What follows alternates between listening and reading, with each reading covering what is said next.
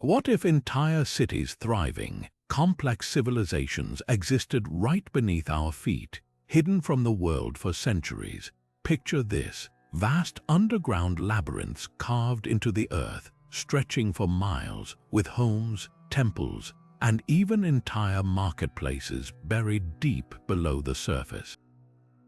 These aren't just myths or legends, they're real, and they're scattered across the globe, waiting to be explored.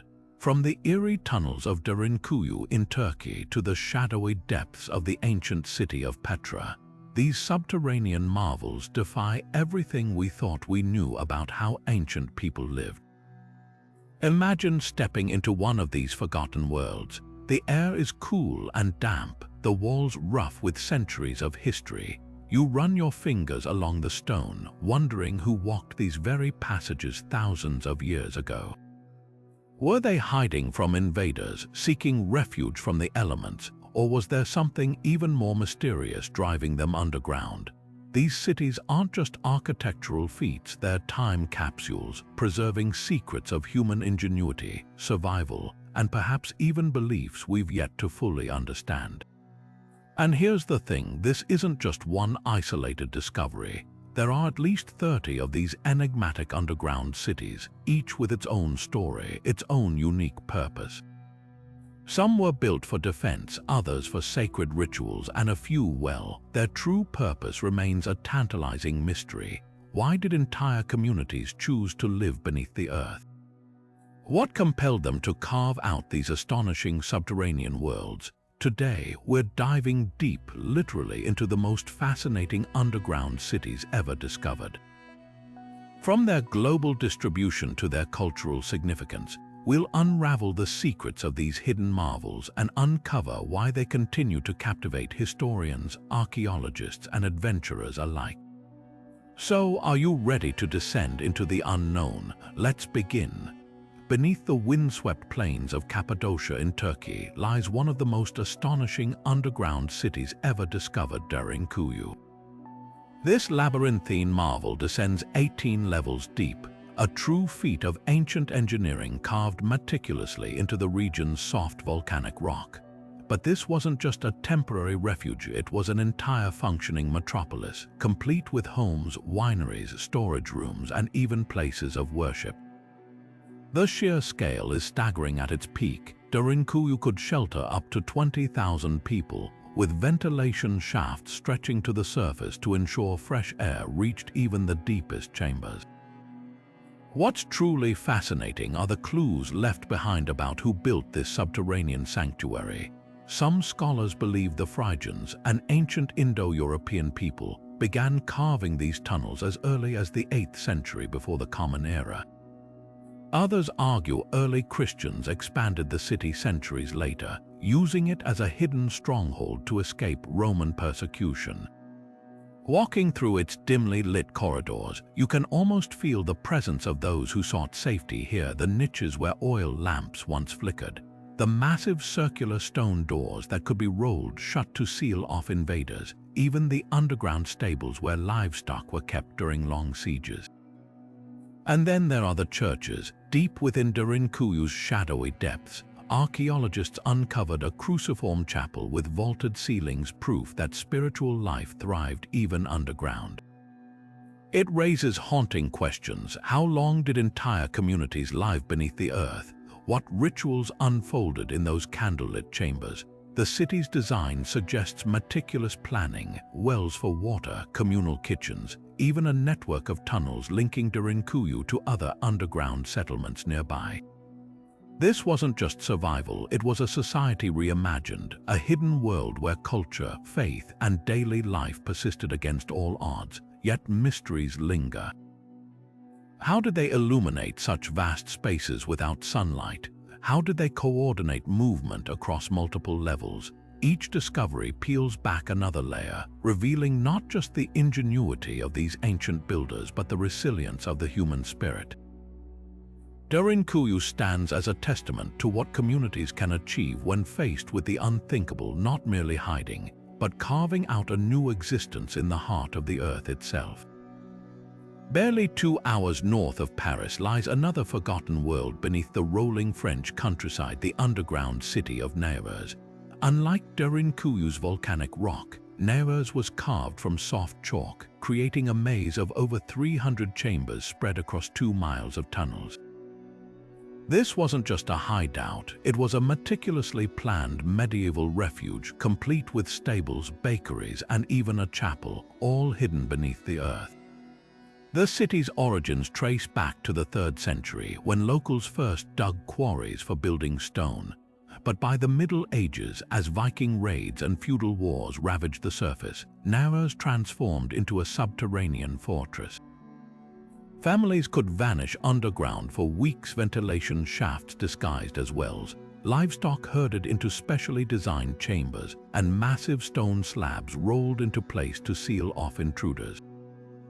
Walking through these passages today, you can still see the grooves where doors once slid shut, the soot-blackened ceilings from centuries of torchlight, and even the remnants of a pressing room where grapes were crushed for wine. But Nevers holds a more recent and poignant layer of history. During World War I, Allied soldiers stationed nearby discovered the tunnels and left behind over 2,000 pieces of graffiti. Names, hometowns, and regiment numbers etched into the chalk walls tell silent stories of young men far from home, seeking solace in this ancient sanctuary between battles. Some carved intricate drawings, a kangaroo from an Australian soldier, a woman's face by a homesick French infantryman. The chalk preserved these fragile marks for over a century, turning the tunnels into an accidental wartime time capsule. What makes Nevers extraordinary isn't just its size or age, but how it bridges eras, a medieval survival strategy repurposed by 20th century soldiers, all hidden beneath unassuming farmland. The graffiti offers a haunting contrast, ancient chisel marks beside hurried pencil scribbles, proof that across centuries, humans have always sought refuge underground, whether from swords or artillery shells. And perhaps that's the real wonder of Nevers. It's not just a relic of the past, but a mirror reflecting our unshakable instinct to endure, to leave our mark, even in the darkest of places. Far from the stone-carved tunnels of Cappadocia and the chalk passageways of France, another kind of underground city rises, or rather sinks, into the earth. In the sun-scorched deserts of southern Tunisia, the Berber people of Matmata have lived in pits for centuries, their homes dug straight down into the soft sandstone. These aren't just makeshift shelters, their entire courtyard houses in reverse, with rooms branching off from a central sunken pit, their walls whitewashed to reflect the relentless North African heat. Step inside one and the temperature drops dramatically, a natural respite from surface temperatures that can climb past 120 degrees Fahrenheit. But Matmata's most remarkable feature isn't just its practicality, it's how these dwellings became a way of life. Families eat, sleep, and gather in these cool, shadowy spaces, their walls often decorated with vibrant textiles and hand-painted motifs.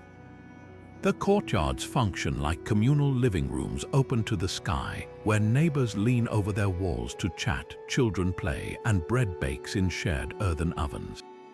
It's a stark contrast to the claustrophobic image underground living might suggest here. The architecture fosters connection, a community woven into the earth itself.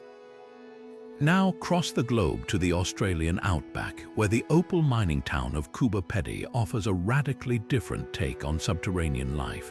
Here, homes aren't just built underground, they're blasted into the rock by miners chasing veins of precious opal.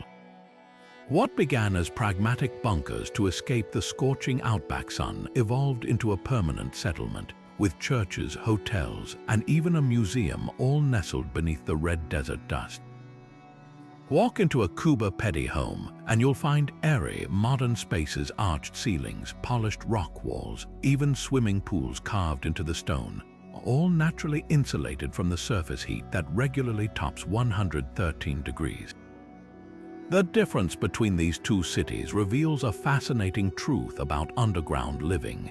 Necessity breeds innovation, but culture shapes it. In Matmata, tradition dictates the design. Homes follow ancient Berber layouts, preserving communal values. In Kuba Pedi, practicality rules. Spaces adapt to whatever the miners left behind, resulting in a quirky, improvised aesthetic.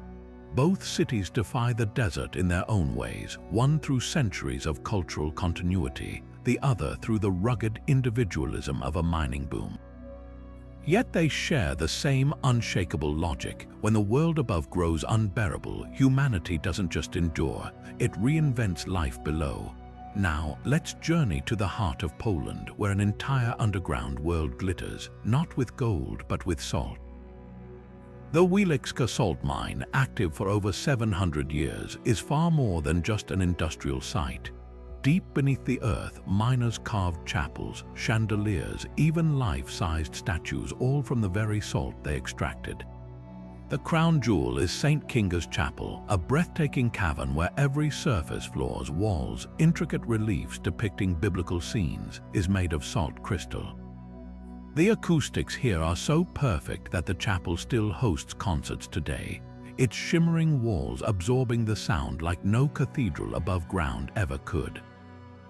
But Wieliczka isn't just art, it's a testament to human adaptability. Miners spent months underground, and these spaces weren't just for work, they were for living. They carved chapels for prayer, stables for pit ponies, even saline lakes reflecting the tunnels like ghostly mirrors. The air, saturated with salt, was believed to heal respiratory ailments, and today parts of the mine function as a wellness retreat. Every inch of this place reveals a paradox, a harsh, claustrophobic environment transformed into something sacred, even beautiful, by the very people who toiled there.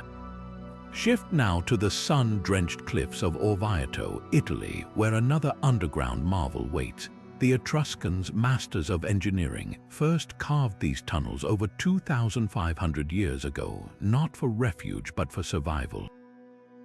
The soft tufa rock made digging easy, and soon a labyrinth of passageways spiderwebbed beneath the city. But the real surprise, dovecotes, hundreds of tiny niches carved into the walls, each designed to house pigeons.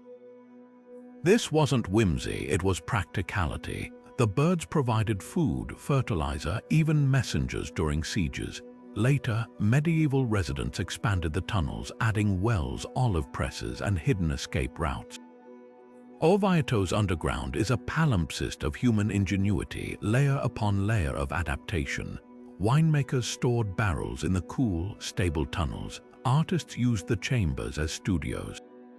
During wartime, the same passages that once carried baskets of grapes became secret corridors for soldiers. The city above might charm visitors with its cathedral and cobblestones, but below lies the real story, a silent, sprawling testament to how civilizations reuse, repurpose, and endure. Then there's Kaymakli, Turkey, Derinkuyu's lesser-known but equally fascinating sibling. While Derinkuyu astounds with its depth, Kaymakli impresses with its breadth, a vast network of chambers spread horizontally rather than vertically. What makes Kaymakli extraordinary is its role in a larger defense system. Archaeologists believe it was connected to Derinkuyu by miles of tunnels, forming an underground highway where entire communities could flee or regroup during invasions. Ventilation shafts, rolling stone doors, and strategically placed bottlenecks reveal meticulous planning, but Kaymakli's genius lies in its communal design. Unlike Derinkuyu's multi-level independence, Kaymakli's spaces were shared storage rooms large enough to feed thousands, stables for entire herds, even a winery with massive fermentation vats. This wasn't just survival, it was a collective effort, a city built not for individual families but for entire tribes.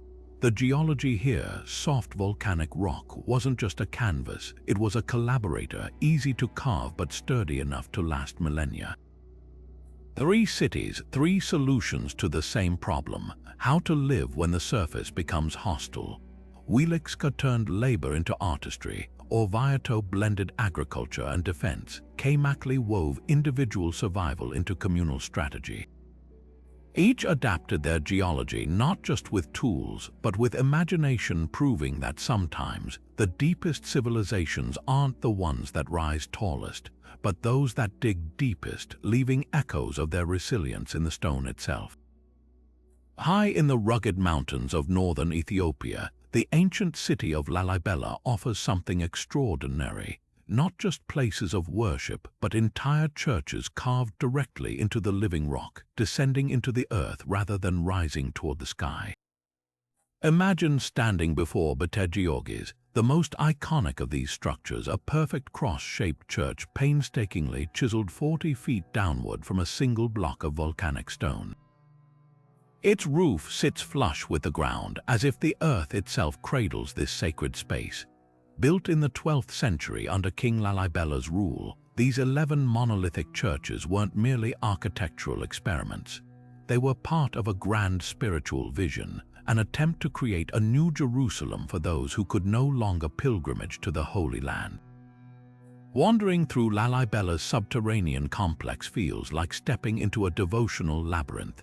Narrow trenches connect the churches, their walls worn smooth by centuries of bare feet.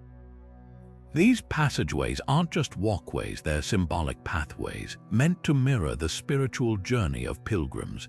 Some tunnels plunge into near darkness, requiring visitors to crouch or crawl, a physical act of humility before emerging into sunlit courtyards where golden light spills over intricately carved biblical scenes. The air hums with chants and the scent of burning frankincense, a sensory reminder that these spaces are still vibrantly alive, still pulsing with faith 800 years after their creation. The engineering behind Lalibela's churches defies easy explanation. Workers carved downward from the top, removing an estimated 100,000 cubic feet of rock for Betejioges alone, all without scaffolding, precise measuring tools, or modern machinery. The interiors reveal even more astonishing details. Windows shaped like ancient Aksumite designs, pillars adorned with faint frescoes, hidden chambers where priests once stored sacred texts. But perhaps the most haunting feature is the network of underground waterways. Channels beneath the churches fill with rainwater during monsoon seasons, some scholars believe to symbolize the River Jordan, another deliberate echo of Jerusalem's sacred geography. King Lalibela's ambition went beyond mere replication.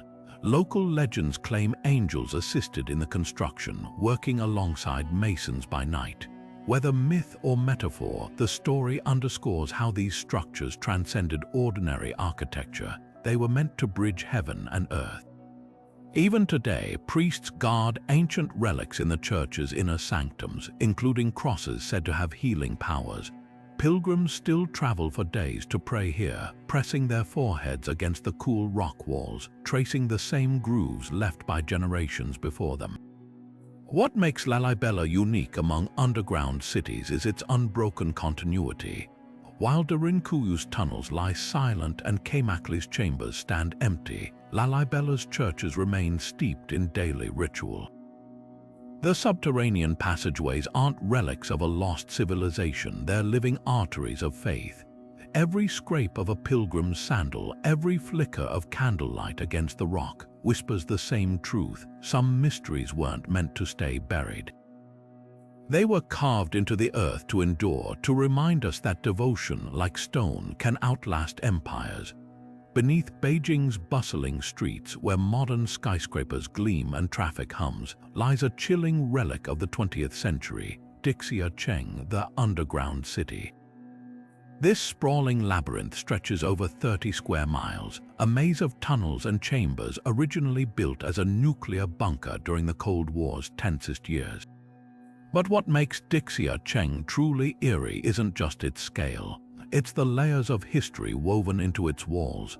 The tunnels were first dug centuries earlier during the Ming dynasty as secret escape routes for emperors fleeing palace coups. When Mao Zedong ordered their expansion in the 1960s, workers unearthed ancient brickwork even as they reinforced ceilings to withstand atomic blasts. Walking through Dixia today feels like stepping into a time capsule of paranoia and propaganda. Faded murals line the walls, their bright communist imagery now peeling cheerful peasants harvesting wheat under red banners, soldiers marching with rifles gleaming. The artwork was meant to boost morale, a reminder of the utopia waiting above if nuclear war ever forced citizens underground, but the reality was grimmer. Corridors abruptly end in rubble, their intended expansions abandoned. Rusted ventilation ducts hang from ceilings like forgotten veins. Some chambers still hold stockpiles of dusty gas masks and ration tins, their expiration dates decades past. The air smells of damp concrete and old metal, a tangible reminder of a future that never came. What's most unsettling, though, is how Dixia Cheng straddles two worlds. In one tunnel, you might find a Ming-era archway bricked up during the Cold War, its ornate carvings half buried under utilitarian concrete. In another, a vast communal kitchen with giant woks sits untouched, as if the cooks just stepped away. Locals whisper that some sections still connect to sensitive government sites, their maps classified even now. Officially, much of the complex is closed to the public, though adventurous urban explorers tell stories of stumbling upon forgotten theaters where propaganda films once played to imagined crowds, their projectors gathering dust. Dixia Cheng's true legacy isn't just as a bunker. It's a monument to how fear shapes cities. The Ming dynasty dug for secrecy, Mao for survival, and today, sections have been repurposed again as underground shopping malls and mushroom farms. The propaganda murals, once meant to inspire, now draw curious tourists wielding camera phones. It's a stark lesson. The shelters we carve in panic often outlive the threats they were built to withstand, becoming something far stranger, a shadow city, forever caught between the past's ambitions and the future's ghosts. Edinburgh's South Bridge vaults aren't just another underground relic, they're a time capsule of the city's darkest, most vibrant underbelly. Built in the late 1700s to support the grand stone arches of South Bridge, these damp, windowless chambers were never meant for human habitation. But within decades, the city's poorest citizens, cobblers, beggars, even families with children, were crammed into these airless spaces, their lives unfolding in perpetual shadow. The vaults became a hidden world beneath Edinburgh's elegant Georgian streets, where the glow of oil lamps flickered against walls slick with condensation, and the stench of sewage mingled with the sharp tang of cheap whiskey. What's chilling isn't just the squalor, it's how these vaults transformed into a thriving, lawless subculture. Taverns operated illegally, their patrons gambling and drinking beneath the feet of unsuspecting churchgoers above. Blacksmiths hammered counterfeit coins in hidden workshops, while thieves stored stolen goods in labyrinthine alcoves. Archaeologists later uncovered bone dice, broken bottles, and even crude surgical tools, hinting at backroom surgeries performed in desperation. The vaults weren't just slums, they were a parallel society governed by its own brutal rules. Then there are the ghosts. Visitors report phantom whispers in empty corridors, the sensation of unseen hands brushing their shoulders, and glimpses of shadowy figures in period clothing. Some claim the spirit of a young boy named Jack lingers near a stone archway, his presence marked by sudden drops in temperature. Others tell of a malevolent entity in the White Room, where a cursed doll, found buried beneath the floorboards, was said to trigger inexplicable accidents until it was sealed away. Skeptics dismiss these tales, but the psychological weight of the vaults is undeniable. Standing in those clammy chambers, it's easy to imagine the despair that once clung to these walls, the kind of energy that might just outlast the living. Yet the vaults also reveal unexpected resilience. Scratched into the stone, you'll find children's initials and crude drawings, proof that even here life persisted. Recent excavations unearthed toys, delicate porcelain shards, and a well-worn hair comb, each artifact a silent rebuttal to the idea that these spaces were purely grim. The vaults weren't just a footnote in Edinburgh's history, they were a mirror reflecting the city's stark divides, the polished cobblestones above, the restless whispers below. Today, guided tours wind through the chambers, their guides balancing tales of terror with quieter stories of survival, reminding us that darkness, like the vaults themselves, always holds more than one kind of truth. Jordan's ancient city of Petra dazzles visitors with its iconic rose-red facade, but the real marvel lies beneath the surface, literally. While tourists flock to admire the treasury's intricate carvings, few realize the lifeblood of this desert metropolis flowed through a hidden network of underground cisterns and tunnels, a feat of engineering so advanced it allowed the Nabateans to thrive in one of the harshest climates on Earth. Picture this, a city carved into cliffs where every drop of water was precious, yet fountains gushed in public squares and gardens flourished. The secret. Over 150 underground reservoirs and a labyrinth of channels cut deep into the rock, some stretching for miles. The Nabateans didn't just build Petra, they sculpted the very mountains to harness water. During rare desert downpours, runoff would funnel into a series of surface dams, then vanish into subterranean conduits designed to slow the flow, allowing sediment to settle and water to filter naturally. From there, it traveled through pitch-black tunnels, gravity guiding it to massive cisterns hidden beneath temples and homes. Archaeologists have uncovered some with capacities exceeding 150,000 gallons, enough to sustain thousands for months. The precision is staggering. Channels slope at exact angles to prevent erosion, and ceramic pipes fitted with filters kept debris from clogging the system. But the true genius lies in how these tunnels doubled as climate control. The same conduits that carried water also ventilated Petra's deepest chambers, cooling the air as it passed over underground streams. Walk through the narrow gorge leading to the city, and you'll notice small channels carved into the walls, part of a system that once turned the entire canyon into a natural air conditioner, channeling breezes and moisture to combat the oppressive heat. The Nabateans didn't stop at practicality. Some cisterns were adorned with carvings of deities, transforming utilitarian spaces into sacred ones. Others fed elaborate fountains in the royal palace, their cascades a symbol of power and ingenuity. Even Petra's famed tombs may have served a dual purpose, their lower chambers acting as water distribution hubs, ensuring the dead, like the living, were sustained by the city's hidden veins. Today, many of these tunnels lie silent, their echoes a reminder of a civilization that bent nature to its will. Yet in places, the system still works. After heavy rains, water whispers through ancient channels, a ghost of the engineering marvel that once made the desert bloom. Petra's grandeur wasn't just skin deep, it pulsed beneath the surface, where the Nabateans proved that even in the driest earth, life could flourish. Perched high in the sandstone cliffs of Colorado's Mesa Verde, the ancestral Pueblones built not just homes but an entire architectural masterpiece, Cliff Palace. Imagine scaling a sheer rock face to discover a sprawling complex of over 150 rooms tucked beneath a massive overhang, their stone walls blending seamlessly into the natural curve of the cliff. These alcoves weren't chosen at random. The towering rock ceilings acted as natural roofs, shielding residents from scorching summer sun and biting winter winds, while the open faces allowed precious sunlight to filter in.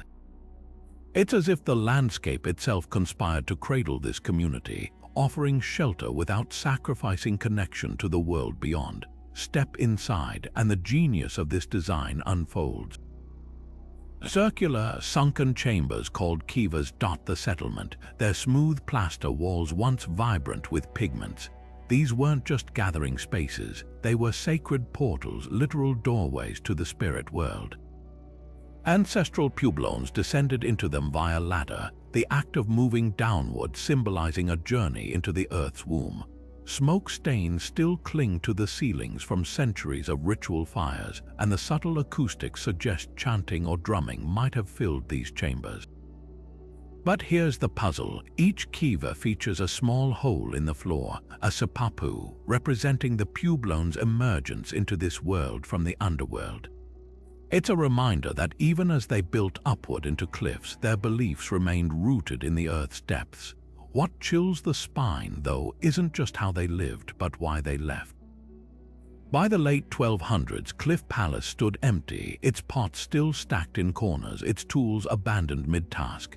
Tree rings tell a story of prolonged drought, a 50-year stretch where rain barely kissed the mesa. Yet this wasn't a panicked exodus. Doorways were meticulously sealed, as if sealing a promise to return. Some suggest spiritual unrest, pointing to evidence of ritual burning in kivas. Others argue resource depletion, overcrowding, deforestation, but the truth may be more profound. Modern Puebloans speak of migration not as failure, but as renewal, a conscious choice to seek balance elsewhere. Cliff Palace endures as a paradox, a city both hidden and illuminated, its stone bones cradled by rock yet open to the sky. Those silent kivas whisper of ceremonies interrupted, while the stubborn fingerprints pressed into ancient mortar remind us these weren't just survivors. They were architects of the impossible, turning cliffs into cathedrals, then vanishing like smoke on the wind, leaving only echoes and unanswered questions in the rust-red dust.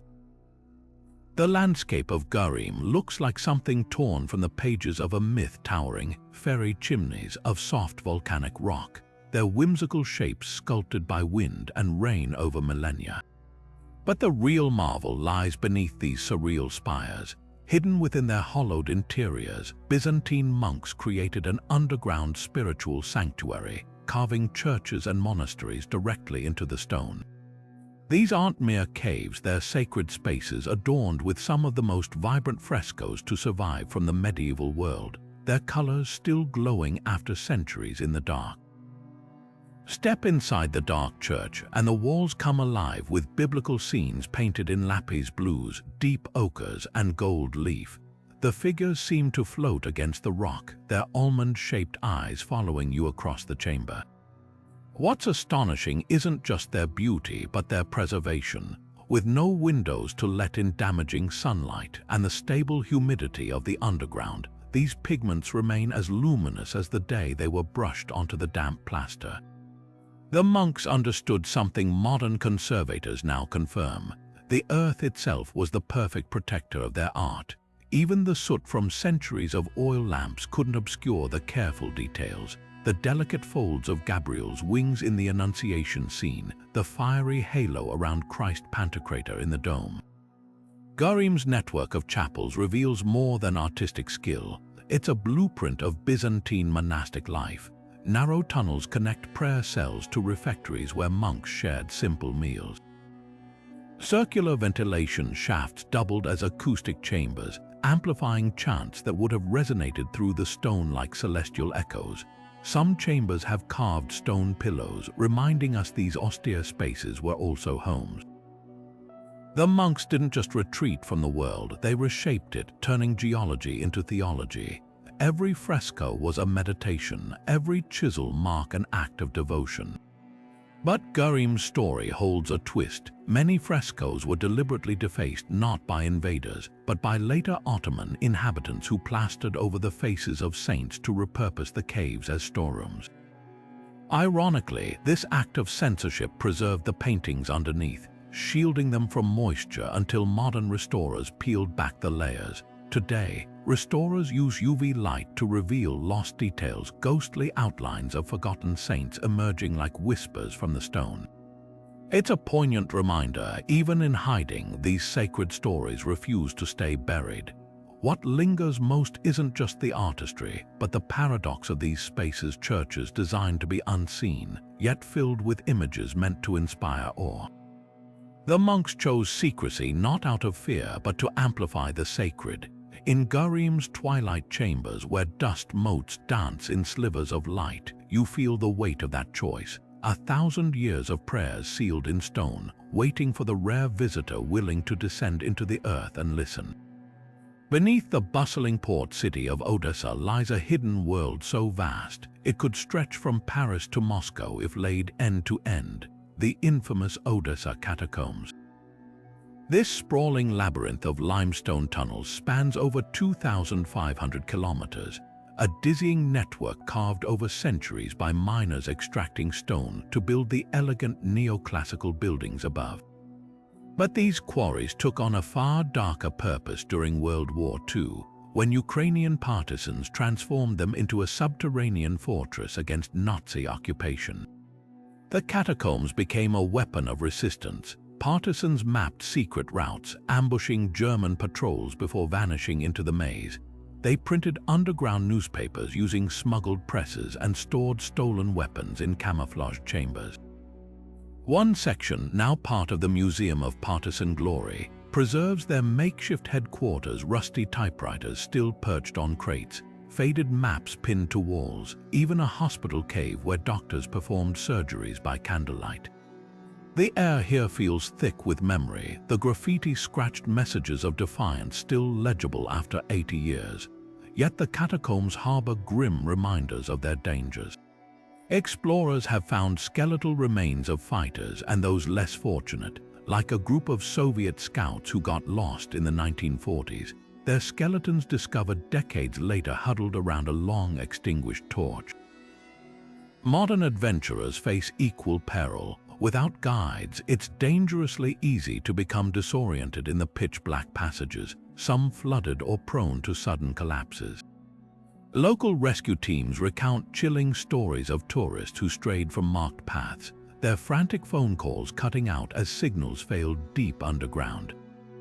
What makes Odessa's tunnels unique is their duality, both tomb and time capsule. Some walls bear prehistoric fossil imprints, while others are scarred by bullets from firefights. Tourists tiptoe past stalactites in one chamber, only to encounter a reconstructed partisan kitchen in the next, its iron kettles still blackened from use. The catacombs don't just whisper of war, they hum with the layered echoes of everyone who sought refuge here, from 19th century bandits to Cold War smugglers.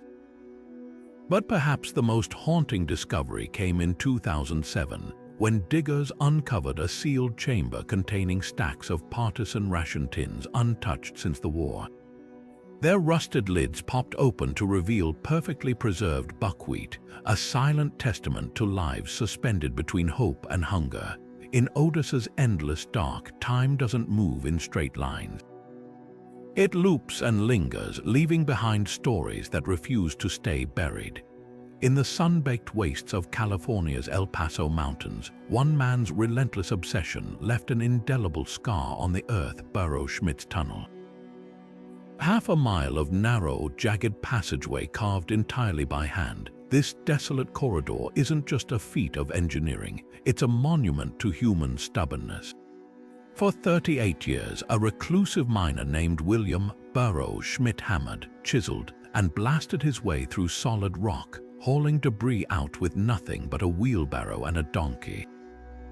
The official story claims he needed a shortcut to transport ore from his claim to the nearest smelter, but the math never added up. The tunnel dead ends in a cliffside hundreds of feet above the valley floor. So why did he keep digging long after practicality faded into myth? Some say Schmidt was chasing more than copper. Local lore whispers of lost Spanish gold hidden in these hills, of maps etched onto animal skins pointing to secret veins. Others insist it was pure obsession. The tunnel became his reason to wake each dawn. His chisel strikes a rhythmic therapy against loneliness. The deeper he dug, the more the mountain seemed to swallow his past. Letters from family went unanswered. Neighbors described him talking to the walls, convinced each swing of his pick brought him closer to something only he could see. Modern geologists note the tunnel's erratic path, its sudden doglegs, its ceiling studded with uneven blast marks, evidence not of a man following ore, but one fleeing his own ghosts. Yet the tunnel holds darker theories. During Prohibition, rumors swirled of Schmidt smuggling whiskey through hidden side passages, though no evidence ever surfaced. More chilling are the accounts from hikers who have ventured beyond the boarded-up entrance, reporting an unnatural silence deep inside, as if the mountain itself resents the intrusion. The few who have mapped its depths note strange symbols scratched near the terminus, crude spirals and arrows, perhaps Schmidt's cryptic notations or something older. The Mojave's indigenous peoples avoided these peaks, calling them the place where the earth breathes. Today, the tunnel stands as a paradox, a useless passage that became a pilgrimage site. Adventure seekers crawl through its dust-choked darkness, their headlamps glinting off quartz veins Schmidt ignored.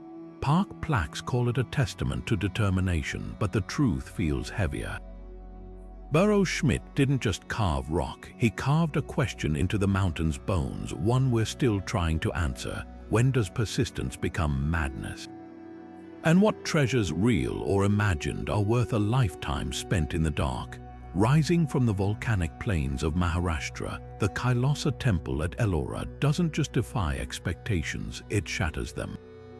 Carved from a single colossal rock, this 8th century marvel wasn't built upward like traditional temples.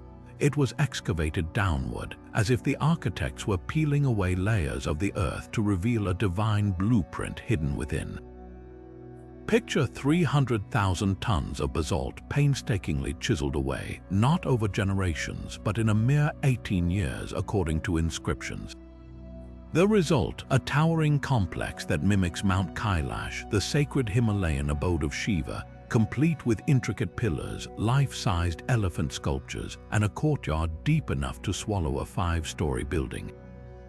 What stuns modern engineers isn't just the scale, but the precision. Some claim the temple's symmetry is too flawless for ancient tools, fueling wild theories about lost technologies or divine intervention. But the truth is even more impressive. The builders used a technique called vertical excavation, starting at the cliff's peak and carving downward in 3 simultaneous layers, sculptors, masons, and laborers working in orchestrated chaos. Laser-like accuracy was achieved using simple plumb bobs and string guidelines, while the rock's natural striations acted as a roadmap. Every pillar, every deity's eyelash was shaped from the top first, eliminating scaffolding. It's like watching a sculptor reveal a statue trapped in marble, except here, the marble was a living mountainside. Then there are the whispers of impossibility, claims that the temple's detailed reliefs, some with grooves barely wider than a fingernail, couldn't have been carved with primitive tools. But recent studies reveal the builder's secret. The basalt here is uniquely fine-grained, ideal for intricate work when freshly quarried. They exploited the rock's temporary softness, carving delicate designs before exposure hardened the surface. Even the temple's famed floating bridge, a thin rock span connecting 2 galleries, wasn't magic, just meticulous physics. By leaving strategic load-bearing sections until last, they ensured the structure supported itself during construction. But the real genius lies in Kailasa's spiritual engineering. The temple isn't just a place of worship, it's a cosmic diagram. The courtyard's dimensions align with Vedic mathematical ratios, while the main shrine's height mirrors sacred numerology. Every sculpture tells a story: demons crushed under Shiva's dance, gods frozen mid-battle, even a hidden panel depicting Ravana shaking Mount Kailash, a scene visible only at dawn during the summer solstice, when sunlight slices through a precisely angled window. Modern tools struggle to replicate such harmony between art, architecture, and astronomy. Yet Kailasa stands as proof that ancient builders didn't need lasers, just limitless patience, an intimate dance with geology, and a vision vast enough to see the sacred in solid stone. The temple's true mystery isn't how it was carved, but why its creators invested such awe-inspiring effort to make the earth itself bow to devotion. Beneath the quiet streets of Paula, Malta, lies a structure so ancient it predates the pyramids, the hypogeum of Hal Saflieni.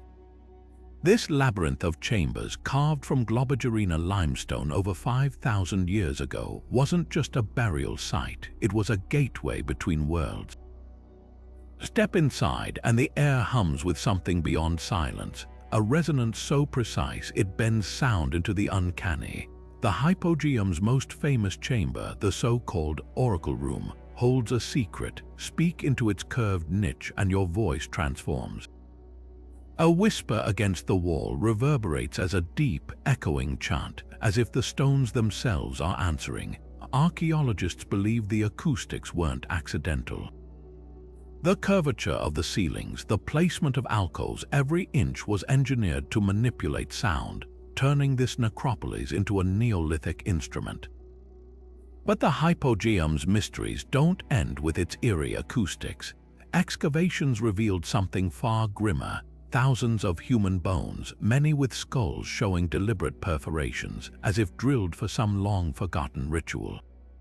Some theorize these were trophies of war or ancestral relics, while others whisper of a death cult that orchestrated macabre ceremonies under the earth. The bones weren't haphazardly tossed aside, they were arranged with care, stacked in niches like offerings. One chamber, dubbed the Holy of Holies, cradled skeletons in fetal positions, their faces turned toward a carved stone doorway leading nowhere. Then there's the paint. Traces of red ochre still cling to the ceilings, remnants of a pigment once used to depict spirals and grids, sacred symbols found across Neolithic Malta. These designs aren't random, they mirror those in the islands above ground temples, suggesting the hypogeum was part of a larger cosmological map. The dead weren't just buried here, they were guided, their spirits perhaps coaxed through the underworld by chance, amplified through the oracle room's otherworldly acoustics. Modern attempts to replicate the hypogeum's sound properties have fallen short. Even with advanced software, scientists can't fully explain how its builders achieved such precise frequencies without tools or mathematics. Some frequencies here align with the human brain's alpha waves, inducing trance-like states, raising the chilling possibility that the hypogeum wasn't just a tomb but a machine. A place where the living communed with the dead, where voices from the dark weren't echoes but answers. Today, access is tightly restricted to preserve the fragile microclimate that's kept these bones and pigments intact for millennia. But stand in the oracle room long enough, and you might understand why visitors report an unshakable feeling of being watched. The hypogeum doesn't just hold the dead, it holds their secrets, humming in frequencies we're only beginning to hear. Nestled in the jagged cliffs of Andalusia, Spain, Setenil de los Bodgas isn't just built near the rocks, it's woven into them. Here, the very streets disappear beneath colossal overhangs, their natural curves transformed into ceilings for whitewashed houses. Walk through the town's narrow lanes and you'll find shops where the back wall is raw stone, still bearing the scalloped marks of ancient river erosion. This isn't architecture imposed on the landscape. It's a collaboration between human ingenuity and geology, where the cliff face becomes both shelter and identity. The town's Moorish heritage lingers in every archway and alley. Founded during the medieval Nasrid period, Setenil's strategic position made it a fortress, literally. The name itself comes from the Latin septem nihil, meaning 7 times nothing, a nod to the 7 failed Christian sieges before it finally fell in the 1500s. But the Moors didn't just exploit the cliffs for defense. They engineered a network of tunnels beneath the town, initially as cool storage for olive oil and grain. Later, these passageways morphed into Bodga's wine cellars where barrels aged in the perfect stillness of the earth, giving the town its modern name, de los Bodgas. Step inside one of these cavernous spaces today, and the air carries the ghostly scent of fermented grapes. The walls, smoothed by centuries of hands brushing against them, still maintain a constant temperature ideal for winemaking, a natural refrigerator crafted by the Moors over a millennium ago. But the real magic lies overhead. In caves like the Cuva del Sol, restaurants now nestle under the rock, their tables set where wine once fermented. Diners sip local sherry under arches that required no mason, only time and water to sculpt.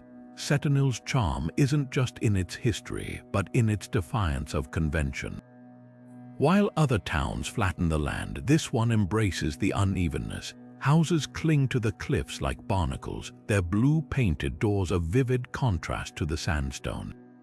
Even the church, the Iglesia de la Encarnacion, seems to grow from the rock, its bell tower rising from a foundation that merges seamlessly with the earth. Yet for all its beauty, Sentinel harbors a quiet irony. Those iconic overhangs celebrated in postcards were once considered the poor side of town, the caves where laborers lived while the wealthy built freestanding homes on the plains. Now the opposite is true. The cliffside properties command the highest prices, their natural insulation cutting energy costs and their uniqueness drawing global admiration.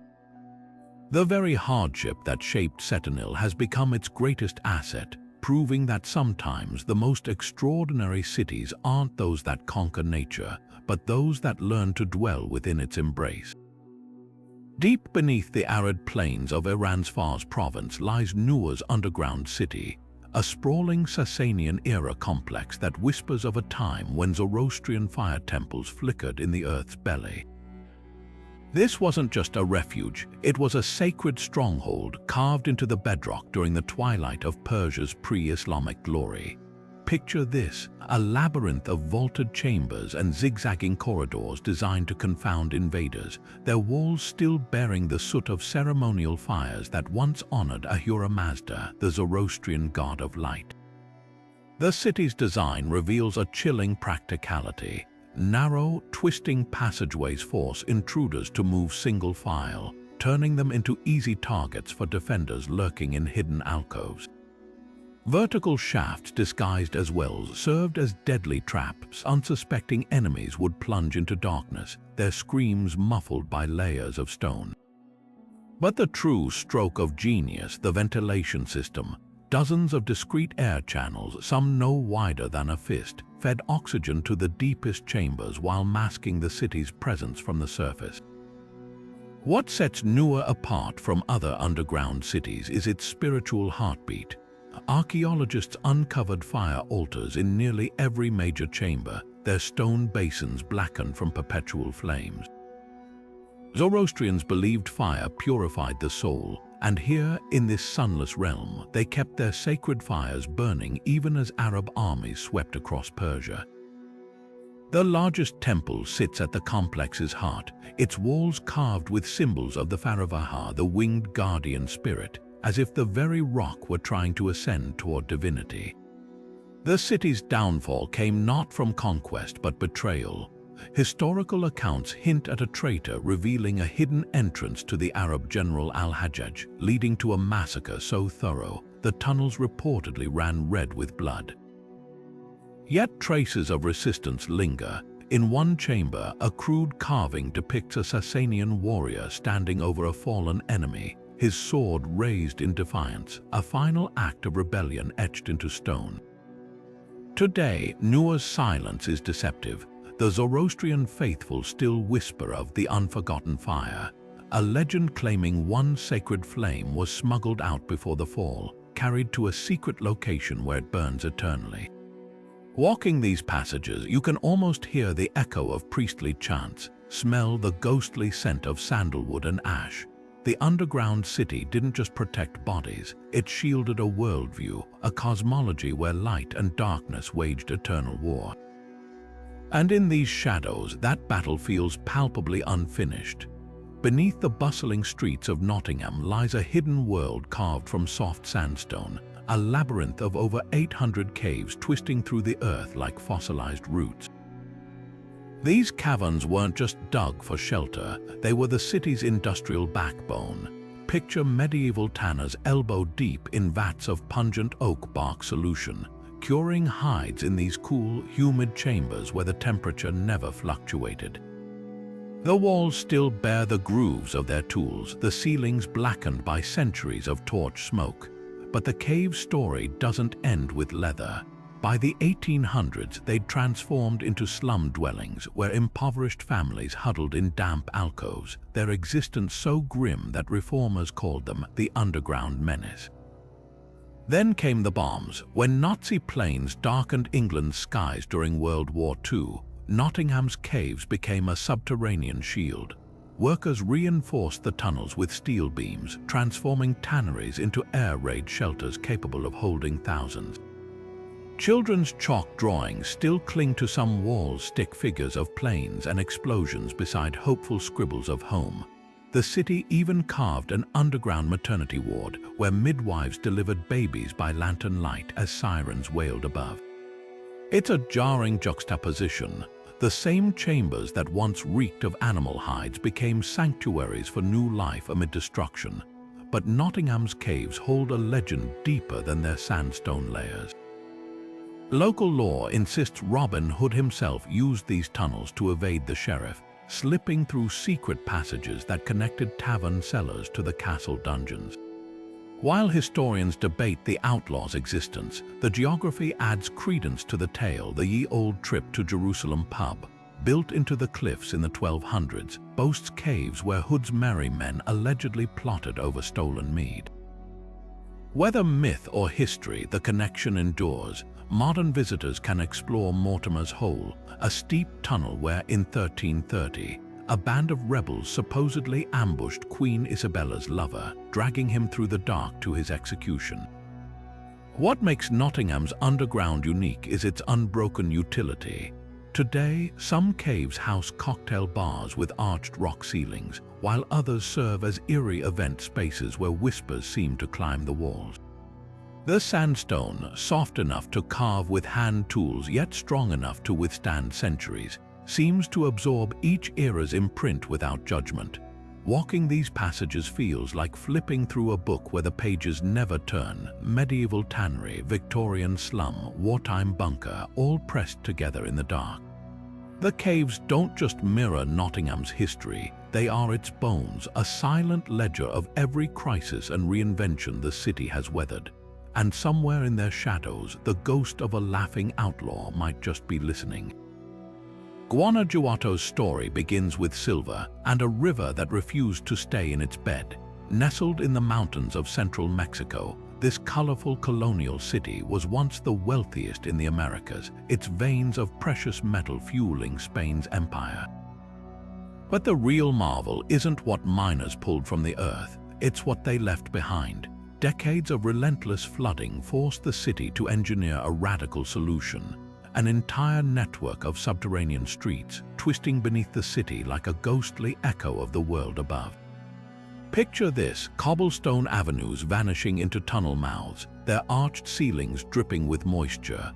What began as drainage channels in the 1700s evolved into full-fledged roadways after a catastrophic flood in 1905 submerged the city center. Engineers didn't just divert the river, they buried it, encasing the turbulent waters in concrete vaults and building roads atop them. Today, these shadowy passages hum with traffic, cars winding through tunnels lined with centuries-old masonry. At night, their amber lights cast wavering reflections on damp walls, creating the illusion of a city turned upside down. Yet Guanajuato's underground holds a far darker attraction. Just steps from these sunless streets lies the Museo de los Momias, where natural mummification has preserved hundreds of corpses in terrifying detail. The dry, mineral-rich air of the tunnels and crypts halted decomposition, leaving skin stretched taut over bones, mouths frozen in silent screams. Some still wear fragments of burial clothes, a lace glove here, a leather shoe there, while others clutch rosaries to hollow chests. The most infamous is La Bruja, her face contorted in a rictus grin, local lore claiming she was buried alive after falling into a coma. What chills the spine isn't just their appearance but their backstory. Many were exhumed in the 1800s when families couldn't pay burial taxes, their corpses displayed as macabre warnings. Now they've become unlikely guardians of Guanajuato's underground, their glass-eyed stares watching over a city that literally built its survival on burying the past. The tunnels and the mummies share an unspoken bond, both testaments to how Guanajuato transformed disaster into identity, turning floods and death into something hauntingly beautiful.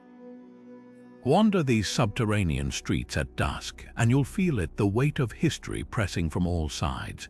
The rumble of cars overhead mixes with the whispers of tour guides recounting tales of drowned plazas and unearthed graves. Guanajuato doesn't hide from its ghosts, it embraces them, proving that sometimes the deepest foundations are forged from desperation and silver, water and bone. Rising from the turquoise waters of the Argolic Gulf like a stone sentinel, the Bertzi fortress guards the entrance to Nafplio's harbor with silent authority. Built by the Venetians in the 1500s, this island citadel appears impregnable from afar. Its crenellated walls and towering keep daring invaders to approach. But the real magic lies beneath the waves, where a network of hidden tunnels snakes through the seabed, connecting the fortress to the mainland like invisible lifelines.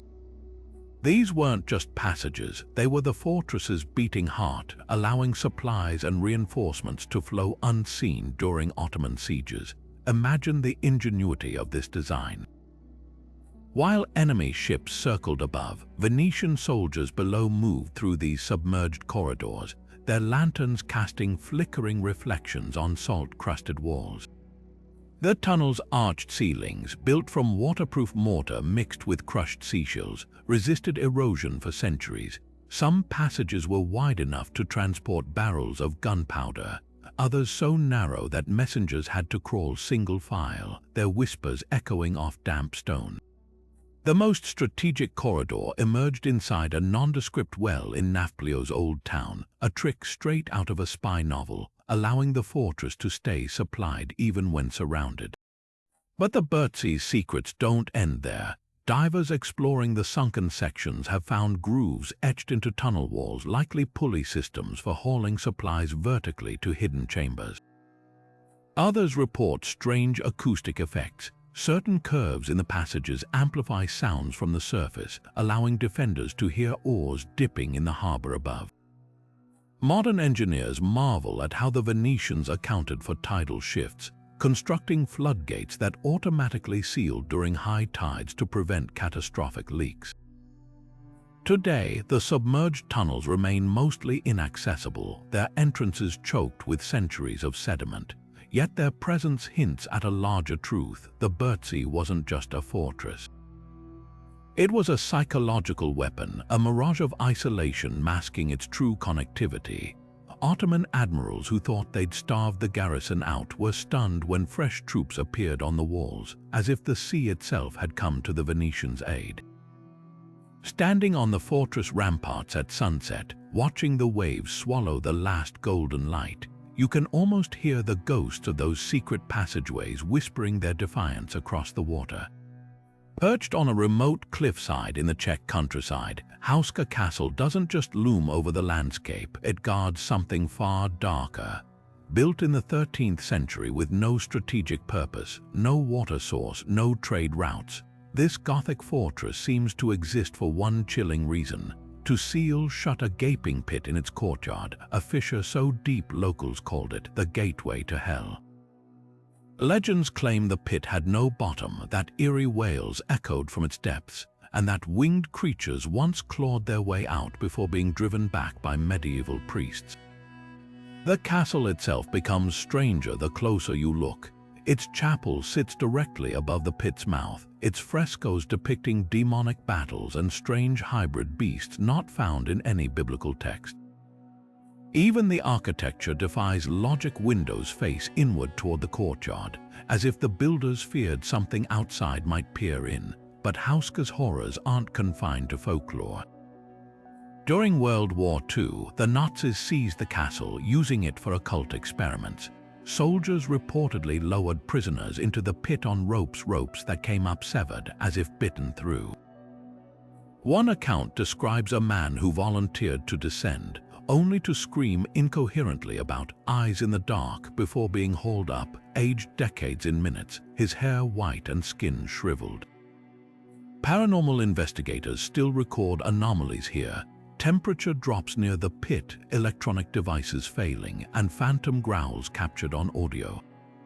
Some claim the castle's layout mirrors ancient rituals meant to trap entities, its walls embedded with salt and symbols found in demonology texts, the most unsettling detail. The pit was never fully explored. Modern scans suggest it narrows into a labyrinth of tunnels, but no expedition has reached its end. Local clergy still refuse to bless the site, and the castle's current owners admit they hear footsteps in empty halls. Whether myth or something far older, Hauska stands as a warning, a place where architecture becomes a cage, and the line between superstition and something unspeakable wears dangerously thin. Beneath the cobbled streets of Pilsen, where the golden Pilsner beer first earned its fame, lies a hidden world that kept the city's most precious liquid flowing, even in the sweltering heat of summer. This labyrinth of medieval tunnels isn't just a relic of the past, it's a masterpiece of pre-industrial ingenuity, where brewers and merchants mastered the art of refrigeration centuries before electricity. Picture vaulted stone corridors stretching for miles under the city, their walls lined with hollowed-out niches where wooden barrels of beer once rested, slowly fermenting in the cool, constant embrace of the earth. These tunnels weren't just storage, they were a carefully engineered climate control system. Workers dug deep into the waterlogged sandstone, creating chambers where temperatures hovered just above freezing year-round, thanks to the natural insulation of the earth and strategic ventilation shafts. But the real genius lay in the ice wells. Long before mechanical refrigeration, Pilsen's residents harvested thick slabs of ice from nearby lakes in winter, hauling them underground to stack in special pits lined with straw and sawdust. Packed tight, these ice reserves could last well into summer, chilling beer to perfection and preserving meat, dairy, and even medicinal herbs for the entire community. Walking through these passageways today, you can still see the grooves worn into the stone floors by countless barrels rolled in and out. Some sections bear the marks of long-ago repairs, where tunnel walls were reinforced after floods or collapses. The air here carries a faint, earthy sweetness, the ghostly echo of malt and hops that once permeated the stone. In one chamber, archaeologists uncovered a medieval brewer's tally scratched into the wall, a cryptic record of batches and dates that hints at a thriving trade hidden beneath the city's feet. But the tunnels reveal more than just brewing secrets. During times of war, these subterranean halls became shelters, their cool darkness a refuge from invading armies. Later, they served as illicit meeting spots for smugglers navigating the maze under the cover of night. Today, visitors can trace the same paths where monks and merchants once tread, stepping into the past with every flicker of lantern light on damp stone. Pilsen's underground isn't just a relic. It's a testament to how necessity and creativity can transform the very earth into a tool, shaping history one chilled keg at a time. Deep in Poland's Owl Mountains, the concrete jaws of Project Reese, a giant, in German gape open like a wound that never healed. Asoka's tunnels are just one piece of this sprawling Nazi complex, a network so vast and enigmatic that it has fueled decades of speculation, from Cold War espionage to whispered tales of the occult. The walls here tell a fractured story, rusted rail tracks vanishing into collapsed passages, half-finished chambers lined with eerie ceramic tiles, and ventilation shafts that descend into pitch-black voids. This wasn't mere construction, it was a frantic, last-ditch obsession, consuming the lives of thousands of forced laborers as the Third Reich crumbled above them.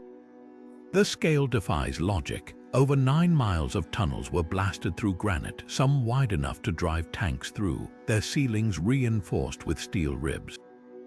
But the purpose, that's where the theories spiral. Military historians point to cryptic blueprints suggesting a secret headquarters for Hitler, complete with bomb-proof apartments and underground factories for experimental weapons.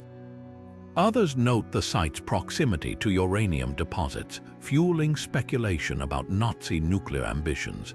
Then there are the anomalies rooms with unnervingly precise acoustics, walls embedded with unusual metals, even claims of a flight trap chamber designed to silence echoes, possibly for clandestine meetings or something far stranger.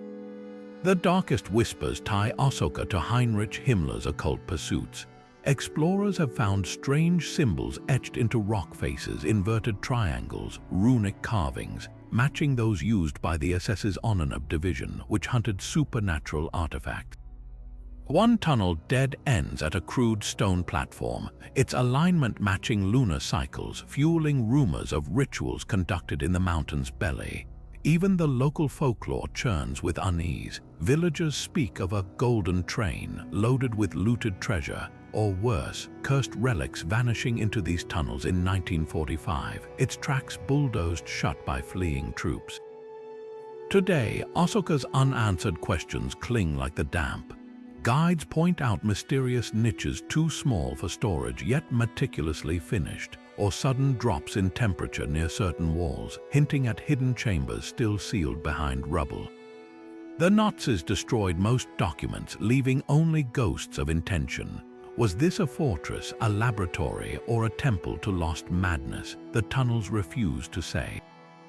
They simply loom, cold and indifferent, as if guarding secrets too terrible or too futile to ever see the light. Beneath the jungles of southern Vietnam, the earth itself became a weapon. The Cu Kai tunnels stretch over 250 kilometers, not just hiding places, but an entire subterranean city where Viet Cong guerrillas lived, fought, and vanished like ghosts. This wasn't just a maze, it was a meticulously designed death trap. Some passages were so narrow that only small framed fighters could crawl through, their backs scraping against packed earth. Others opened into cavernous chambers, field hospitals with bamboo operating tables, command centers where maps were pinned to clay walls, even theaters where soldiers watched propaganda plays between battles. The tunnels thrived on deception. Entrances were camouflaged under termite mounds or submerged beneath rivers, their locations known only to those born in the region. Air vents disguised as anthills poked through the jungle floor, their openings smaller than a coin, but the real nightmares waited below. American soldiers called it the Black Echo, a network rigged with silent killers. Spiked punji sticks smeared with buffalo dung lurked in pits, guaranteeing infected wounds. Swinging bamboo traps weighted with sharpened steel could decapitate a man in seconds. Some chambers had false floors that collapsed into spike-lined pits, while others held venomous snakes dropped through hidden hatches. Survivors' stories peel back the layers of psychological warfare. One former guerrilla, Nguyen Van Dung, recalls spending 3 straight months underground, his world reduced to the glow of a homemade coconut oil lamp. "We could hear the Americans walking above us," he said, "their boots shaking dirt from our ceilings. We held our breath for hours." Another fighter, Tran Thai Gung, describes performing surgeries by candlelight, using bicycle tubes as tourniquets and sewing wounds with fishing line. The tunnels even had birthing rooms. Over 60 babies were delivered in those claustrophobic depths, their first cries muffled by earth, but the tunnels exacted their own toll. Malaria and dysentery ran rampant in the damp darkness. Some fighters developed tunnel vision, their eyes permanently damaged by months without sunlight. Rats and venomous centipedes shared the space, biting sleeping soldiers. One account tells of a man who woke to find a python coiled around his legs, its cold muscles tightening as he reached for his knife. What chills most isn't the brutality, but the ingenuity. Kitchens were vented through distant termite mounds to disperse smoke. Crude sandals woven from tire treads left footprints matching local farmers, not soldiers. The Viet Cong dug trenches that funneled tear gas back toward American positions, turning chemical weapons against their users. Even the soil itself was weaponized. Tunnel walls were reinforced with layers of clay and crushed termite nests, making them nearly impossible to collapse with explosives. Today, sections of Cu Kai have been widened for tourists, but the darkness still whispers. Visitors can crawl through a fraction of the original tunnels, their shoulders brushing against walls where guerrillas once clutched rifles, waiting for the scrape of a shovel above. The air hangs heavy with the scent of damp earth and something harder to name, the lingering weight of a war fought not just on land but in its very bones. Beneath Shanghai's neon skyline, where futuristic towers scrape the clouds, lies a shadow city frozen in time, Dixia Cheng, a labyrinth of tunnels stretching beneath the metropolis like a forgotten artery. Originally built in the 1930s as bomb shelters during the Japanese invasion, these corridors soon became the domain of gangsters and revolutionaries. Picture smuggler kings like Du Yuesheng, the opium Napoleon, stashing contraband in hidden alcoves, or communist operatives printing underground newspapers by flickering lamp light, their words inked onto paper that would later ignite revolution. The walls here have absorbed more secrets than any archive, but Dixia Cheng's story didn't end with war or crime. Today, these tunnels house a different kind of rebel, the invisible residents of modern Shanghai. Migrant workers priced out of the city's dizzying real estate market have transformed abandoned sections into makeshift homes. Ventilation shafts double as clotheslines, their dangling shirts swaying in drafts from unseen passages. In one chamber, a single bare bulb illuminates a family's dinner table, the scent of stir-fried greens mixing with the damp tang of concrete. These aren't squatters in the usual sense, they're urban phantoms navigating a legal gray zone where authorities turn a blind eye until they don't. What's astonishing is how the tunnels adapt. Some sections have been gentrified without losing their edge, speakeasy-style bars with exposed brick where cocktails are served under vaulted ceilings that once echoed with gunfire. Other stretches remain frozen in decay, their walls plastered with Mao-era slogans peeling like ancient parchment. Urban explorers whisper of a sealed chamber near People's Square, its door welded shut after a failed nightclub venture, the remnants of a disco ball still gathering dust in the darkness. Yet the real tension lies in Dixia Cheng's duality. It's both refuge and relic, a place where the city's past and present collide. A grandmother might point to a crack in the wall where she hid as a child during air raids, while a delivery rider charges his e-bike nearby, tapping into a pirated power line. The tunnels don't just shelter people, they mirror Shanghai's unspoken contradictions, the glittering prosperity above forever shadowed by the struggles beneath. And as the city rockets toward the future, its underground twin remains a stubborn reminder. Progress, like these tunnels, is rarely a straight path. Beneath the quiet prairie streets of Moose Jaw, Saskatchewan, lies a shadowy network of tunnels that tell a story of desperation, resilience, and secrets buried deeper than the frost line. During the Prohibition era, these cramped passageways became lifelines for bootleggers smuggling whiskey across the border into the thirsty United States. Picture hidden trapdoors in barbershops and tailor stores, leading to narrow corridors where barrels of illicit alcohol rolled on makeshift trolleys, their journey lit by flickering kerosene lamps. The tunnels were so strategically designed that some exits emptied directly into the Chicago-Milwaukee Railroad, where crates marked farm equipment were whisked away under the cover of night. Local legends even claim Al Capone's syndicate had a hand in financing the operation, using Moose Jaw as a northern hub in their cross-continental rum-running empire. But the tunnels hold a far darker chapter. In the late 19th and early 20th centuries, Chinese immigrants fleeing poverty and discrimination were allegedly forced into these subterranean spaces as indentured laborers. Historians debate the extent of the so-called dungeons, but oral accounts from descendants describe windowless rooms where men slept shoulder to shoulder on dirt floors, their only heat coming from coal stoves that left the air thick with smoke.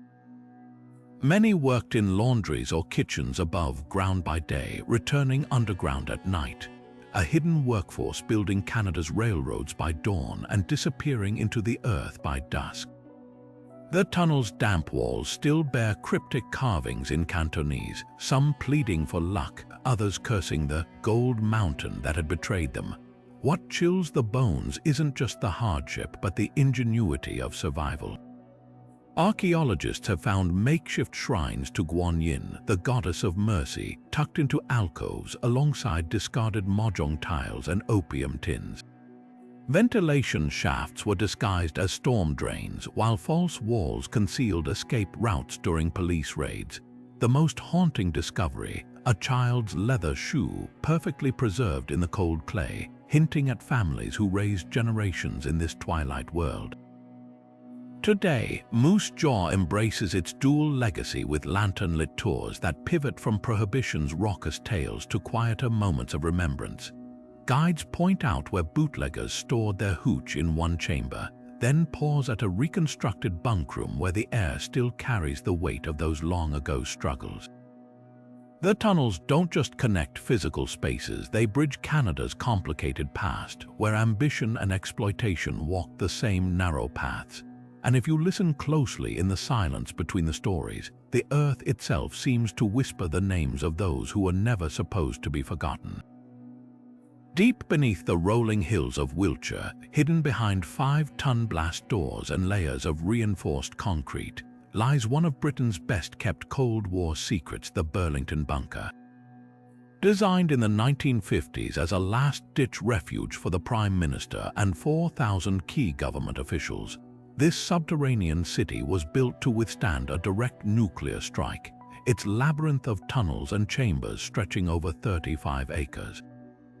Walking through its dimly lit corridors today, you can almost hear the echoes of clipped military voices rehearsing doomsday protocols, the shuffle of files containing contingency plans for a world above turned to ash. The scale of Burlington's infrastructure is staggering. A fully operational telephone exchange, its switchboards ready to connect what remained of the British state, still sits gathering dust. Nearby, rows of metal-framed bunk beds line dormitories where ministers and civil servants would have slept if sleep were possible, with the knowledge that outside, the countryside might be burning. The bunker even had its own underground lake fed by natural springs, providing both emergency water and a chilling reminder of how long its occupants might have been trapped. But perhaps the most unsettling space is the BBC broadcasting studio, its vintage microphones poised to deliver the Prime Minister's address to the survivors. The script, declassified decades later, began with the phrase, "This is the wartime broadcasting service," a euphemism so bland it borders on macabre. What sets Burlington apart from other Cold War relics is its eerie completeness. Unlike derelict sites stripped of equipment, this bunker feels frozen in time.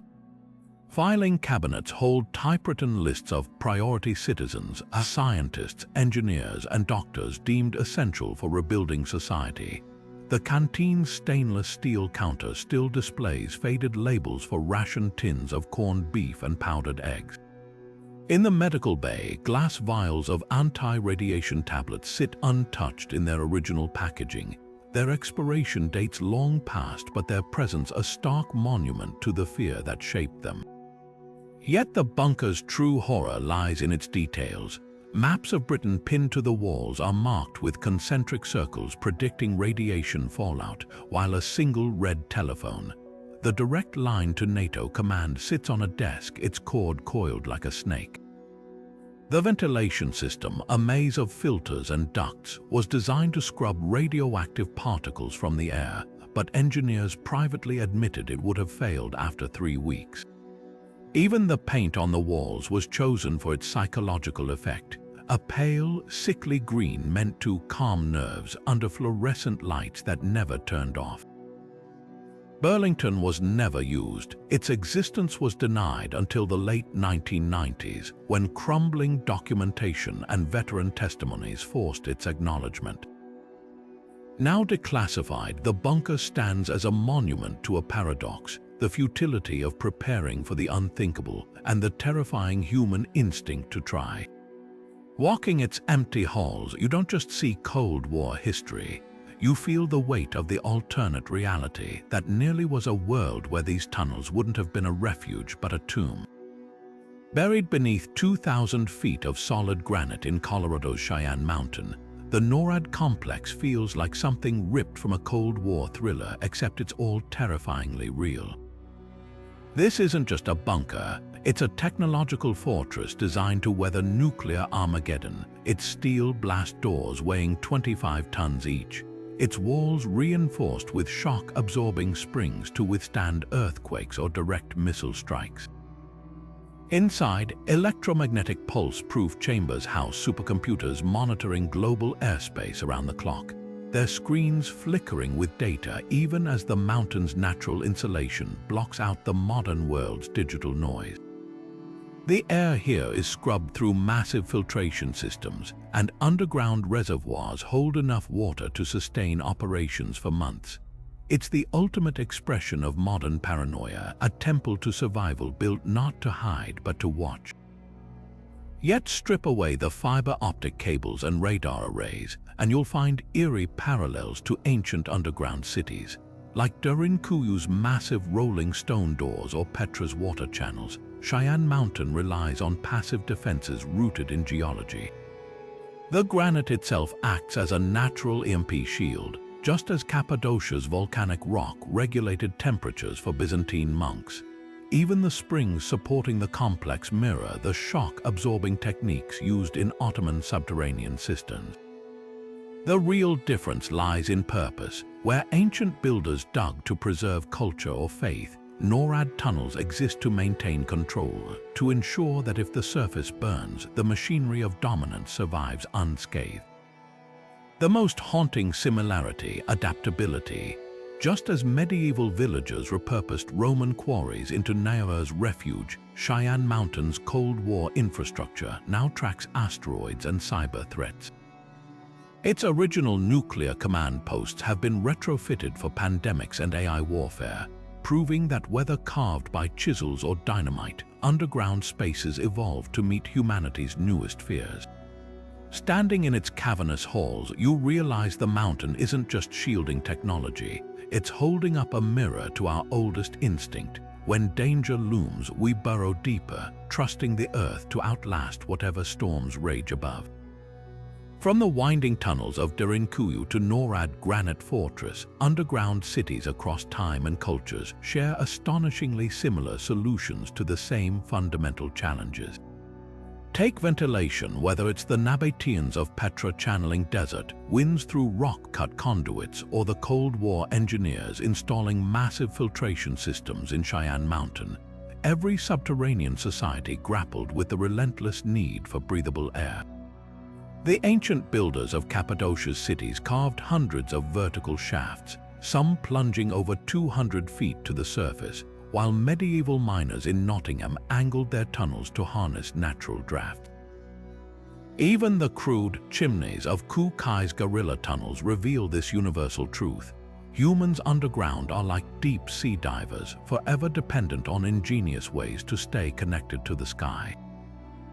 But survival wasn't just about air, it was about foresight. Underground cities consistently emerge as responses to existential threats, serving as time capsules of collective trauma.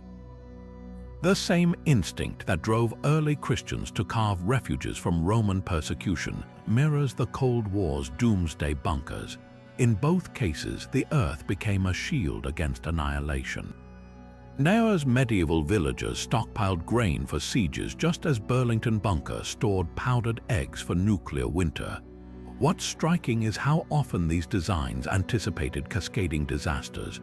Derinkuyu's water wells doubled as emergency exits, while Shanghai's Dixia Cheng evolved from wartime shelter to smuggling hub to modern-day housing, each iteration answering a new crisis. The lesson: beneath their differences, these cities whisper a warning. Civilizations that forget to dig may not endure, yet digging came at a psychological cost. Across cultures, the underworld carried spiritual weight, both sacred and taboo. Byzantine monks in Gurim saw caves as vessels for divine light, painting celestial frescoes in perpetual darkness, while Zoroastrians in Nua's tunnels worshipped fire as a literal beacon in the void. Conversely, Hauska Castle's gateway to hell legends and Guanajuato's haunted cemeteries reveal an enduring unease about what lies beneath our feet. Even modern subterranean dwellers like Kuba Pedi's opal miners or Shanghai's tunnel residents describe an unshakable sense of displacement, as if living underground bends time itself. Perhaps this is why so many underground cities feature spiritual spaces, chapels in salt mines, altars in war tunnels. In the dark, humanity seems compelled to carve out room for the divine or confront the demons we buried there. The greatest mystery, though, isn't why they built these cities, but how. Many techniques defy modern explanation. The hypogeum's acoustics, precise enough to induce trances, suggest an understanding of sound waves millennia before their scientific study. Kailasa temple's builders achieved millimeter-perfect symmetry without lasers or blueprints, while the Nazca's underground aqueducts in Peru, another marvel, channel water through miles of rock with no visible gradient. Some skills were clearly lost: Roman concrete recipes that self-heal cracks, or the Inuits' ability to read ice density for igloo construction. Were these feats the result of trial and error over centuries, or did ancient cultures possess insights into geology and physics that we've yet to rediscover? Perhaps the answer lies in what these cities chose to preserve: not gold or weapons, but the essentials of civilization: fresh water, clean air, communal spaces, and symbols of faith. In their shadows, we see a blueprint not just for survival, but for continuity, the unbroken thread of human ingenuity weaving through rock and time. The next time you walk a sunlit street, remember, beneath your feet, entire worlds wait, their lessons etched in stone, urging us to look down as much as we reach up. The ancient world's obsession with going underground wasn't just a relic of necessity, it's a blueprint for our future. Today, as skyscrapers scrape the clouds, a quieter revolution is unfolding beneath our feet. Take Singapore, where land scarcity has pushed architects to think in 3 dimensions, not just up but down. The city-state's underground master plan isn't just about storage or transit, it's a radical reimagining of urban life. Imagine shopping malls stacked like geological strata, data centers humming in climate-stable caverns, and even farms growing mushrooms in the perpetual twilight of disused bunkers. This isn't science fiction. Singapore's Jurong rock caverns already store 9 million barrels of oil beneath the seafloor, while future plans include earth scrapers, inverted towers descending dozens of stories into the bedrock. The lessons from Derinkuyu's ventilation shafts and Petra's water channels are alive here. When space runs out, the Earth offers solutions we've forgotten how to see. Meanwhile, Helsinki has turned its bedrock into a civic asset. The Finnish capital's underground master plan reads like a Viking saga for the Anthropocene swimming pools carved into granite, churches where hymns echo off billion-year-old stone, even a backup city center designed to keep functioning if surface temperatures plunge or pandemics strike. Their metro system doubles as an art gallery, with stations showcasing installations bathed in the glow of subterranean lighting. But the real innovation is sustainability. Like the Nabateans who harnessed desert condensation, Helsinki uses geothermal energy from its tunnels to heat homes above, slashing carbon emissions. The city's underground data centers reuse excess heat, while old bomb shelters now host server farms cooled naturally by the Earth's constant chill. It's a modern twist on Matmota's pit houses, proving that ancient climate solutions still hold power. Yet the debate rages: does burrowing deeper truly solve our problems or just delay them? Critics point to Toronto's Path Network, a 30-kilometer labyrinth of underground shops and offices that's become a symbol of social stratification, a glittering city beneath the city for the wealthy while homelessness festers above. Others warn of psychological tolls. Studies of Kuba Peti's opal miners reveal higher rates of seasonal depression, echoing medieval accounts of Cappadocian monks plagued by cave melancholy.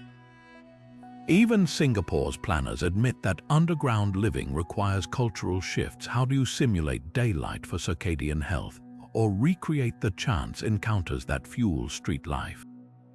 The answers might lie in blending old wisdom with new tech.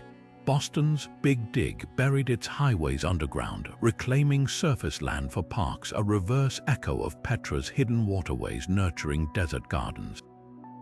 Copenhagen's new metro line integrates ancient flood management techniques inspired by the hypogeum's drainage systems. And in Seoul, the Suwon Sangha district resurrects the communal spirit of Kaemakli's shared storerooms, with underground makerspaces where artisans collaborate in cool, energy-efficient workshops. What's clear is this: the ancients didn't dig out of fear alone. They dug to innovate, to adapt, to rebalance their relationship with the natural world. As climate change and overpopulation press us toward subterranean solutions, their ghostly cities whisper a challenge, not just to survive underground, but to thrive there. The stone doors of Derinkuyu, the ice wells of Pilsen, the sacred echoes of Lalibela, they're not relics. They're roadmaps, and whether we're storing data or planting forests beneath parking lots, their greatest lesson remains: the earth doesn't just shelter us. It shapes the very way we dream. From hidden spiritual sanctuaries like Lalibela's rock-hewn churches to Cold War fortresses like Burlington Bunker, these underground cities reveal humanity's unshakable drive to carve meaning from the dark. Whether fleeing invaders, chasing faith, or preparing for doomsday, each civilization left behind a fingerprint in stone, proof that when the surface world grows hostile, we don't just hide. We reinvent. The Berber pit houses of Matmata turned scorching deserts into livable communities, while Kukai's guerrilla tunnels transformed suffocating earth into a weapon of resistance. Even our deepest fears take shape underground, from Hauska Castle's cursed pit to Dixia Cheng's nuclear paranoia frozen in concrete. But here's the haunting question: what will future archaeologists uncover about our relationship with the subterranean? Will they marvel at Singapore's earthscrapers as we do at Derinkuyu's ventilation shafts? Or will they puzzle over server farms buried like sacred relics, wondering why we entrust our data to the same depths where Byzantines once prayed? The tunnels we dig today, whether for climate-proof storage, hyperloop transit, or even billionaire apocalypse bunkers, are the time capsules of tomorrow. So tell us, which of these hidden worlds resonated with you: the echoing whispers of the Hypogeum's oracle room, or the defiant graffiti of Odessa's partisan tunnels? Share your favorite discoveries below and keep looking down, because beneath every step lies a reminder: humanity's greatest innovations aren't always the ones that reach for the sky. Sometimes they're the ones that embrace the quiet genius of the earth itself.